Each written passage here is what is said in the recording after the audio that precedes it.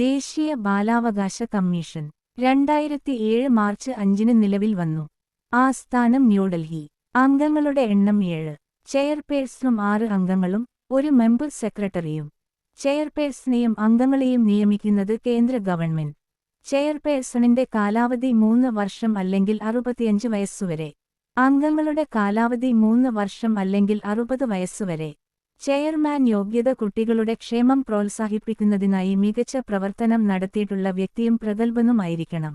ആദ്യ ചെയർപേഴ്സൺ ശാന്ത സിൻഹ. 2 തവണ ചെയർപേഴ്സൺ ആയത് ശാന്ത സിൻഹ. നിലവിലെ ചെയർപേഴ്സൺ പ്രിയങ്ക കനുങ്കോ. ബന്ധപ്പെട്ട മന്ത്രാലയം വനിതാ ശിശുവികസനം.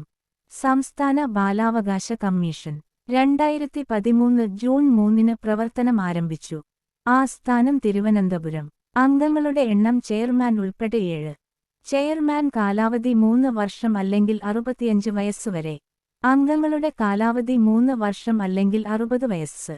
സംസ്ഥാന ബാലാവകാശ കമ്മീഷനെ നിയമിക്കുന്നത് സംസ്ഥാന ഗവൺമെന്റ്. സംസ്ഥാന ബാലാവകാശ കമ്മീഷനെ നീക്കം ചെയ്യുന്നതും സംസ്ഥാന ഗവൺമെന്റ്. ആദ്യ ചെയർപേഴ്സൺ നീല ഗംഗാധരൻ. രണ്ടാമത്തെ ചെയർപേഴ്സൺ ശോഭ കോശി. നിലവിലെ ചെയർമാൻ കെ.വി. മനോജ് കുമാർ. ഈ വീഡിയോ ഏതെങ്കിലും തരത്തിൽ നിങ്ങൾക്ക് ഉപകാരപ്പെട്ടു എന്ന് തോന്നുന്നെങ്കിൽ സബ്സ്ക്രൈബ് ചെയ്യാൻ മറക്കരുത്. Thank you.